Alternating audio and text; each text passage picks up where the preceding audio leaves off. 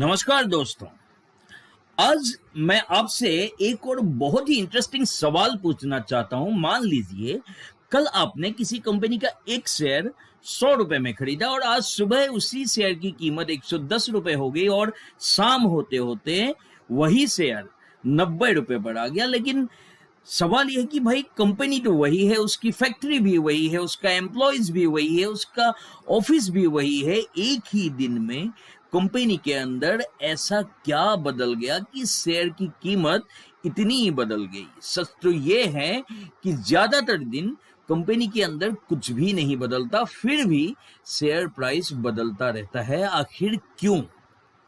इसका जवाब समझने के लिए चलिए एक बार फिर रवि की कहानी पे चलते हैं। याद है जो रवि, जिसके बारे में हम पहली और दूसरी एपिसोड्स में डिस्कस कर रहे हैं एज एन एग्जांपल, तो उसकी जो चाय की कंपनी अब स्टॉक मार्केट में लिस्ट हो चुकी है और मान लीजिए आज सिर्फ 100 शेयर्स ही बिकने के लिए अवेलेबल थे। अब सोचिए कि एक साथ 500 लोग रवि की कंपनी के जो शेयर है उसको खरीदना चाहता है, लेकिन शेयर सिर्फ 100 है। अब क्या होगा? हर बायर चाहेगा कि शेयर उसे मिल जाए।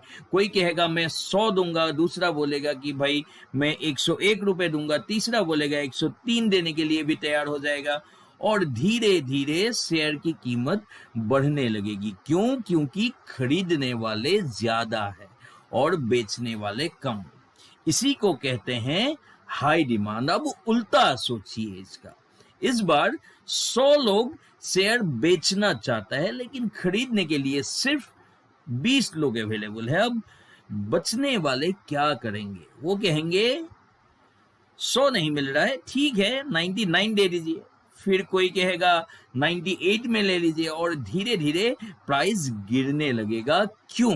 क्योंकि बेचने वाले ज्यादा है और खरीदने वाले कम। इसी को कहते हैं हाई सप्लाई।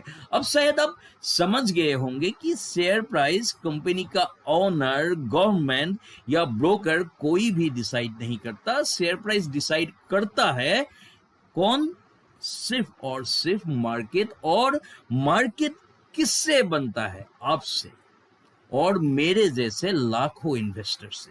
जितनी डिमांड बढ़ेगी उतना प्राइस बढ़ेगा, जितनी सेलिंग बढ़ेगी उतना प्राइस गिरेगा। लेकिन एक और सवाल बचता है, अचानक डिमांड बढ़ती ही क्यों है और अचानक लोग बेचना क्यों शुरू कर देते हैं?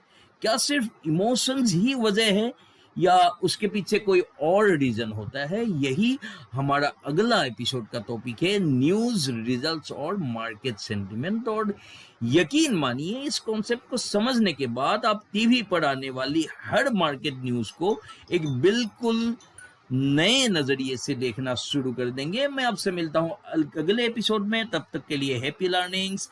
Thank you. Bye bye.